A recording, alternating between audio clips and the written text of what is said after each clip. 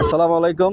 আমরা হচ্ছে সার্বিয়ান প্রবাসী হিসেবে হচ্ছে আমাদের একটা কমিউনিটি দরকার। প্রথম যেই দরকারটা এটা, আর যে সমস্যাগুলোর সম্মুখীন আমরা হই এটা হচ্ছে যে প্রথম হচ্ছে আমাদের বাংলাদেশে কোনো এম্বাসি নেই এখানে, যাতে ফাস্টফুডের মেয়াদ চলে যায়। তারা হচ্ছে ফাস্টফুড ইতালিতে করা আনতে হয়, অনেক টাকা যায় এবং অনেক হয়রানি হই আমরা।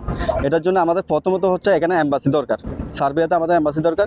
দ্বিতীয় যে বিষয়টা হচ্ছে আমাদের অনেক ভাইয়ার এখানে আসেন যাদের টিআরসি কার্ডের মেয়াদ শেষ হয়ে গেছে, কিন্তু টিআরসি কার্ড নাই, করতে পারতেছে না, কোম্পানির সমস্যা, কোনো না কোনো সমস্যার কারণে এই সমস্যাগুলো হইতেছে। তো আমাদের টিআরসি কার্ড যে আমরা যে সহজভাবে টিআরসি কার্ড করতে পারি, যারা অন্য দেশে যারা আছে যেমন চায়নারা, নেপালিরা, ইন্ডিয়ারা যে সুবিধা পায় আমরা এই সুবিধা পাই না। সেই জন্য আমাদের যে টিআরসি কার্ডটা সহজভাবে করতে পারি, আমরা নিজেরা যাতে করতে পারি, যাতে কোম্পানি না লাগে, এভাবে একটা সুবিধা, যাতে আমরা পরবর্তীতে আমাদের বাংলাদেশে যে সরকার আসবে এই ভিডিওতে তাদের কাছে পৌঁছাই, ওনারা আমাদের জন্য হচ্ছে এই যদি হেল্পগুলো করে। আমরাও তো সার্বিয়ান প্রবাসী, আমরাও তো রেমিটেন্স দেই, সবাই কম বেশি সবাই দেই, ঠিক আছে? তো আমাদেরও তো চাওয়া পাওয়া অনেক কিছু থাকতে পারে। আর 3 নম্বর যে বিষয়টা হচ্ছে অনেকের কিন্তু কাজ নাই, আর যাদের কাজ আছে তাদের কোনো ভালো স্যালারি দেয় না। সপ্তাহে 5 দিনের কথা বলে 6 দিন কাজ করায়, আবার 8 ঘন্টা কথা বলে 10 ঘন্টা কাজ করায়। এইগুলো আমাদের উপর জুলুম করা হয়, ঠিক আছে? আমরা ইউরোপে, অনেকে ইউরোপ বলে না, সার্বিয়া বলি। সার্বিয়াতে আমরা আছি হচ্ছে একটু সহজ কাজ করার জন্য এবং কি রিল্যাক্সে থাকার জন্য। এখন আমরা দেখি যে মধ্যপ্রাচ্য থেকে এখানে আরও বেশি কষ্ট করা লাগতেছে আমাদের আইসা, ঠিক আছে? এগুলোর একমাত্র কারণ হচ্ছে আমাদের কোনো গার্ডিয়ান নেই সার্বিয়াতে, আমাদের গার্ডিয়ান নাই এবং আমাদের এম্বাসি নাই যাদের কাছে যাই আমরা দুঃখের কথাগুলো বলবো, শেয়ার করব। এই জন্য আমরা আসলে এগুলো করতে পারি না, এই জন্য আমরা এই সমস্যাগুলোর সম্মুখীন হচ্ছি।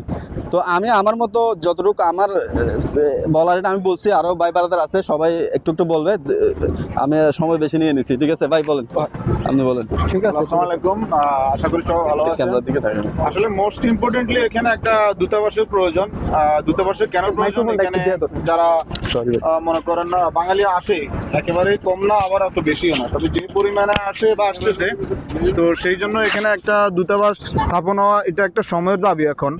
আর সেকেন্ডলি হচ্ছে একটা স্ট্রং কমিউনিটি দরকার, যেখানে 2-3 জন প্রতিনিধি থাকবে, যিনি বিভিন্ন সমস্যা বা প্রবলেমগুলো উনি যথাযথ কর্তৃপক্ষের মাধ্যমে উপস্থাপন করতে পারবেন, এবং কি যিনি এখানে মিনিস্ট্রি লেভেলে বা লেবার মিনিস্ট্রি লেভেলে ওনার কমিউনিকেশন থাকবে। তো সব কিছুর ঊর্ধ্বে হচ্ছে এখানে একটা এম্বাসি অনতিবিলম্বে প্রতিষ্ঠিত হওয়া প্রয়োজন। এটা হলো কথা। আর কমিউনিটি যারা থাকবে তারা হচ্ছে বিভিন্ন সমস্যা, চাকরি বা অন্তত ইভেন একটা ভালো পরামর্শ দিয়ে যেন সহায়তা করতে পারে, সেটা হলো আরো ভালো হয় আর কি।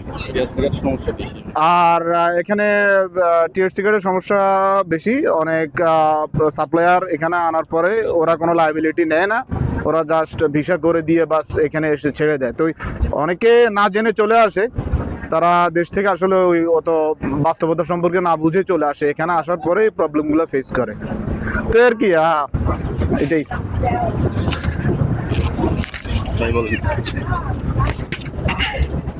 আসসালামু আলাইকুম, আশা করি সবাই ভালো আছেন। বিষয় হলো আমরা সার্বিয়া যে বাংলাদেশ কমিউনিটি আছি, এখানে সবাই একটা জিনিস ফেস করি, সেটা হলো আমরা এখানে আসার পরে এখানে যে প্রবলেমটা ফেস করি, কোম্পানি দেখা যায় আমরা যে এজেন্ট বা এজেন্সির মাধ্যমে আসি, আমরা সবাই জানি যে এটা ডিরেক্ট কোম্পানি, এটাই বেসিক্যালি হয়। কিন্তু আসার পরে দেখি এটা সাপ্লাই কোম্পানি, তখন এখানে টিআরসি কার্ডের প্রবলেমটা বেশি হয়। অনেকে আছে এখান থেকে আসেই চলে যাওয়ার জন্য, অনেকে আসে এখানে থাকার জন্য, সবার ফ্যামিলি কিন্তু এক না। তো এখানে আসার পরে দেখা যায় যেটা প্রবলেম ফেস হয় টিআরসি কার্ডের। তো আমাদের এখানে যদি কোনো গার্ডিয়ান থাকতো, আমাদের যদি এম্বাসি থাকতো, আমরা একটা কমপ্লেনের সুযোগ পাইতাম যে আমাদের এই কোম্পানিতে আমরা আসছি, আমাদের কাগজ করে দিচ্ছে না। তো দেখা যায় এম্বাসি কোনো একটা পদক্ষেপ গ্রহণ করতে পারতো, কিন্তু আমরা এখন এখানে বলার মতো কাউকে যে বলবো সেই জিনিসগুলো নাই। তার কারণে আমরা বাঙালি যারা আছি সবাই মিলেমিশে আসলে আমাদের কাজ করতে হবে। কারো প্রবলেম হলে, কারো যদি কাজ না থাকে, আমরা বাঙালি ভাই যদি আমাদের সুযোগ থাকে আমরা আরেকজনকে কাজের ব্যবস্থা করে দিব। কারো যদি সুযোগ থাকে টিআরসি করে দেওয়ার, মিনিমাম যে খরচটা হয় খরচটা দিয়েই যাতে আমরা করে দিই, এই জিনিসগুলা আমরা সবাই মেনটেন করে চলবো। আমি কথা বাড়াবো না, আমি আরেকজনকে দিব যাতে সবাই কথা বলার সুযোগ পায়। একটু যোগ করে একটা জিনিস, আমার মাস কয়েক আগে একটা বাস্তব অভিজ্ঞতার কথা বলি। সেটা হচ্ছে আমার সাথে কিছু ভাই ব্রাদার ছিল যারা ইন্ডিয়ান ওয়ার্কার। তো তাদের একটা সমস্যা হয়েছে কোম্পানির সাথে, তারা কিন্তু ইনস্ট্যান্ট ইন্ডিয়ান দূতাবাসে চলে গিয়েছে, এবং কি দূতাবাসে যাওয়ার পর যিনি কনসুলার আছেন, দায়িত্বে আছেন, তিনি সরাসরি মালিককে আলটিমেটাম দিয়ে দিয়েছেন, তুমি যদি 24 ঘন্টার ভিতরে সমাধান না করো, I will go for ministry of labour, ministry of police and I will complain you. এই বলা, এই আলটিমেটাম দেওয়ার পর ও পরের দিন আইসা তাদের সব বেতন যা ছিল পরিশোধ করে তাদের কাছে সরিও বলছে। তো এই জিনিসটা শিক্ষণীয়। ইন্ডিয়া যদিও একটা বড় দেশ, কিন্তু আমাদের দেশে এখানে অনেক বাঙালি আসতেছে এবং কি আসবে। তো সুতরাং অনতিবিলম্বে আমাদের সরকারের দৃষ্টি আকর্ষণ করতেছি যে এখানে কোনো একটা স্থায়ী দূতাবাস করার জন্য।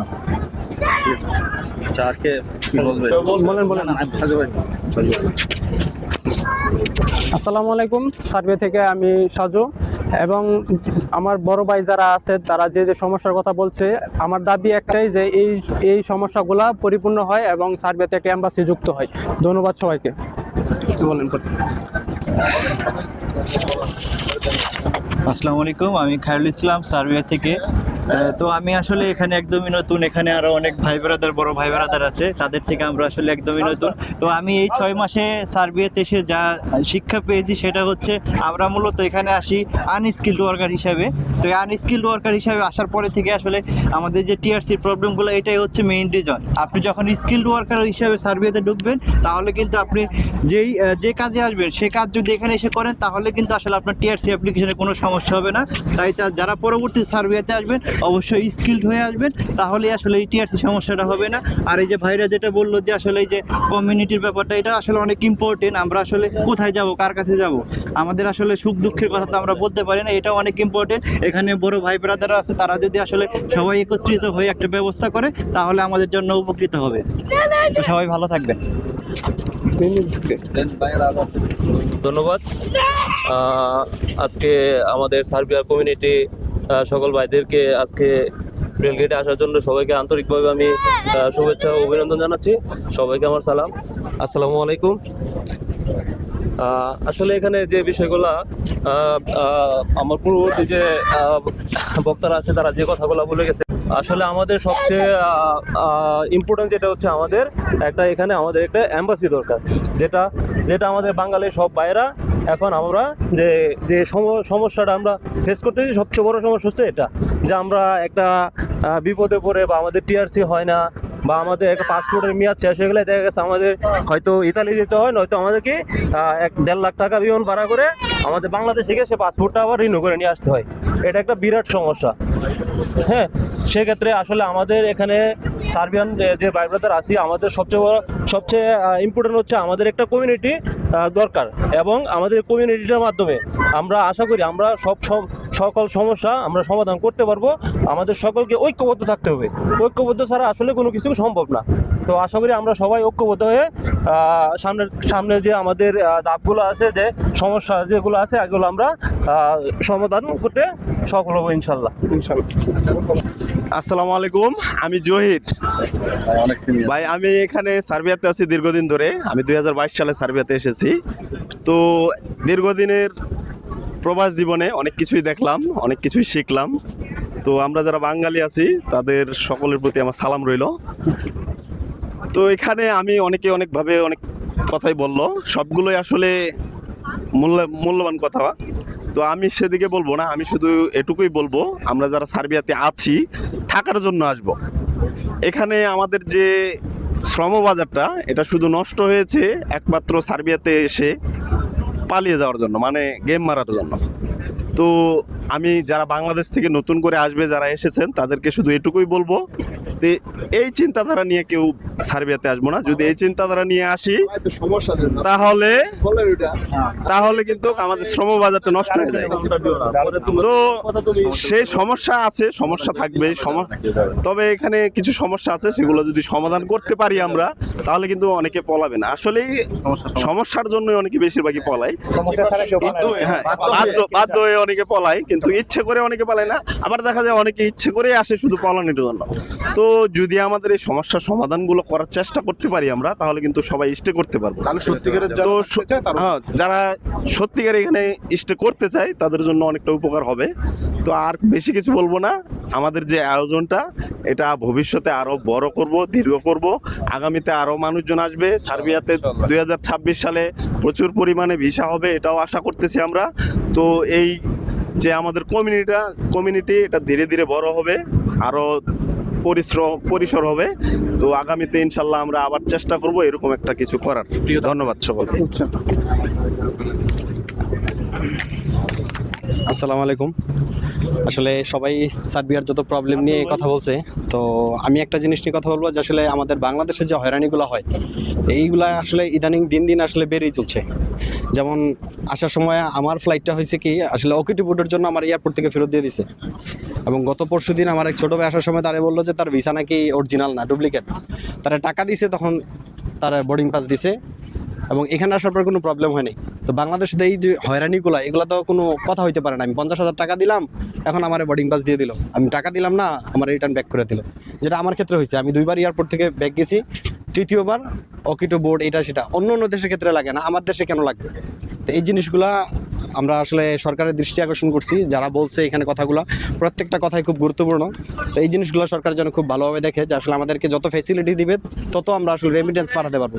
আমরা এখানে যারা আসি আসলে কি আমরা এখানে খুব খুশি বা মৌজমাস্তির জন্য আসি না, আমরা আসি এখানে কাজ করতে, ফ্যামিলি, পরিবার, দেশ যেন ভালো থাকে, এই জন্যই আসি। তা আমাদেরকে যদি এই সুযোগ সুবিধা না দেওয়া হয়, যেমন বড় ভাই একটা কথা বলছে, ইন্ডিয়ার যে এরা আলটিমেটাম দিছে, আলটিমেটামের মধ্যে কাজ করছে, তা আমাদের যদি আলটিমেটাম দেওয়া হয় অবশ্যই আমাদের কাজ করবে, কেন করবে না?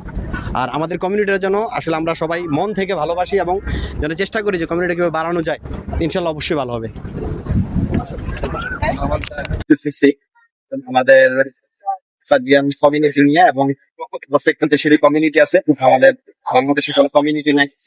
তো এই জন্য আলহামদুলিল্লাহ সবাই সাড়া দিচ্ছেন, জল ভাই সবাইকে ডাকছে, বা আরো ভাই যারা অনেকে আছে, সবাই মিলে আসলে সম্মিলিত ভাবে সবাই এখানে আসছে যে আমাদের একটা কমিউনিটির ব্যাপারে কিন্তু আমাদের কিছু দাবি দাবা এবং চাওয়া পাওয়া আছে। তো এই জিনিসগুলো এখানে আসলে উত্থাপন করা হবে, যারা যারা বলবেন এখন বলবেন। তো এখন শুরুতে আমাদের আসলে খুব জনপ্রিয় এবং ইয়া ভাই, জুয়েল ভাই এখন কথা। আসসালামু আলাইকুম, আমার প্রিয় বাংলাদেশি ভাইরা, এখানে ভাই জুয়েল ভাই আছে, আরও অনেক ভাই আছে, সাজু ভাই আছে, আমি যাদেরকে চিনি এখানে। জুয়েল ভাইয়ের ভিডিও আমি সচরাচর দেখি।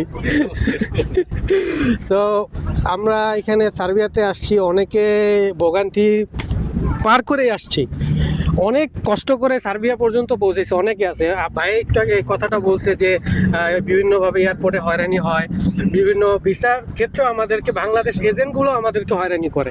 তো এই জিনিসগুলো আমরা বাংলাদেশ সরকারের মাধ্যমে পৌঁছাই দিব, যাতে বাংলাদেশ থেকে আসা, সার্বিয়া পর্যন্ত আসা আমাদের যাতে কোনো হয়রানি না হয়, আমরা এটা যাতে সহজ করে দেওয়া হয়। আর এখান থেকে যে পালিয়ে যাওয়ার ব্যাপারটা, এটা কিন্তু কেউ চায় না। এখানে আমাদের যে ইনকামের ব্যাপারটা, তারপরে থাকা খাওয়ার ব্যাপারটা, এটা কিন্তু কেউ পারফেক্টলি পাচ্ছে না। অনেকে এটা নিয়ে ভোগান্তিতে আছে, অনেকেই কেউ বলে, কেউ বলতে পারছে না। অনেকে, আমি কথা বলছি অনেকের সাথে, তারা এই কথাগুলো আমাকে বলছে, শেয়ার করছে, ভাই এই সমস্যা। আমার নিজেরও অনেক সমস্যা আছে। আমি রিসেন্টলি একটা কোম্পানিতে জয়েন করছি, সেখানে কিছু তিনজন ইন্ডিয়ানের সাথে আমি থাকি। তারা মানসিকভাবে আমাকে পেরেশানিতে রাখছে, কিন্তু আমি এটা কাউকে বলতে পারতেছি না। তো এই জিনিসগুলা যাতে বাংলাদেশ সরকার আমাদের এখানে একটা অ্যাম্বাসি করে দেয়, তার মাধ্যমে যাতে আমরা এই জিনিসগুলো সমাধান করতে পারি, এটা আমরা বাংলাদেশ সরকারের কাছে একটা আবেদন করব, এই ভিডিওটা যাতে তাদের কাছে পৌঁছায়। আর আমরা এখানে ইনশাল্লাহ একটা কমিউনিটি করব, কমিউনিটির মাধ্যমে সবার সাথে সবার কানেকশন থাকবে। আমরা চেষ্টা করব যাতে কারো প্রবলেম হলে আমরা, কেউ কাছে থাকুক কিংবা দূরে থাকুক, কোনো যোগাযোগের মাধ্যমে এবং সশরীরের মাধ্যমে তাকে হেল্প করার জন্য।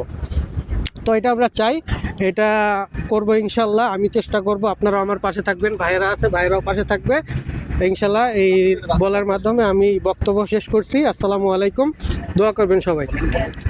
ভাই বলেন আপনার দাবি কি বলেন?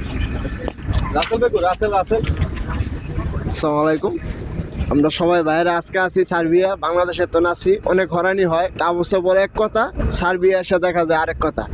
টাবরসে বলবো থাকা খাওয়া কোম্পানি, ডাইরেক্ট কোম্পানি, তোমার 8 ঘন্টা ডিউটি দেওয়া হবে, 1 লাখ টাকা বেতন পাবে। আইয়া দেখা যায় 50,000 টাকা বেতন পাওয়া যায়। 8 ঘন্টা ডিউটি দেয় না, 12 ঘন্টা পাওয়া যায়। ঠিক মতন এয়ারপোর্টের থেকে আমাদের রিসিভ করে না কোম্পানিরা, লোকেশন দিয়ে দেয়, ওই হস্টেলে দিয়ে বসে থাকো, খাইছি না না খাইছি ওইটা দেখে না এসে। আমরা সবচেয়ে থেকে বাংলাদেশের এজেন্টরা অনেক দুর্নীতি করে। ইন্ডিয়া থেকে আসতে লাগে হুদা 2 লাখ 3 লাখ টাকা, আর আমাদের আসতে লাগে 14 লাখ টাকা 13 লাখ টাকা। আমরা ঋণ খারাপি করে আসি সার্বিয়া, আইসা এটা ঠিক মতন আমরা পাওয়া যায় না। আমাদের একটা কোনো ভালো একটা এজেন্টের মিলে আমরা পড়ি না, আমরা সব দুর্নীতির ভিতরে। আসসালামু আলাইকুম এমনি বলা যাক, আলহামদুলিল্লাহ আসলে আমাদের এই সার্বিয়ান কমিউনিটিতে অনেকে অ্যাড হয়েছেন, আর যারা অ্যাড হন নাই তো সবাই চেষ্টা করবেন যে পাশের বাইকে অ্যাড করে দিতে। আর আমরা হয়তো বা আজকে আসলে ওরকম বড় পরিসরে ওরকম ভাবে আপ্যায়ন করতে পারিনি, কোনো কিছু করতে পারি নাই। তো আশা করি যে ইনশাআল্লাহ যেহেতু কমিউনিটি হয়েছে, সামনে যেটা আমাদের গ্রুপে দেওয়া হবে আমরা সবাই নিজের মন থেকে আসলে নক দিব বা বলবো যেন আমরা কবে করা যায়, কবে কি করা যায়, কি আয়োজন করা যায়, তাহলে দেখবেন অনেক ভালো লাগবে। আসলে সবাই একসাথে হলে মনে হয় যে আমরা বাংলাদেশে আছি এমন মনে হয়, কষ্টটা দূর হয়। যেন চেষ্টা করবো যে আসলে হয়তো বা প্রতি মাসে সম্ভব না, হয়তো বা 2 মাস 3 মাস পর যেন আমরা একসাথে হতে পারি। জুয়েল ভাই লাস্ট কিছু বলে দেন। ভিডিও শেষ করে দেন, ভিডিওটা অনেক বড় হয়েছে। হয়েছে, শেষ করে দেন না। আচ্ছা, তো এখানে আমরা সমাপ্তি করছি। আসসালামু আলাইকুম।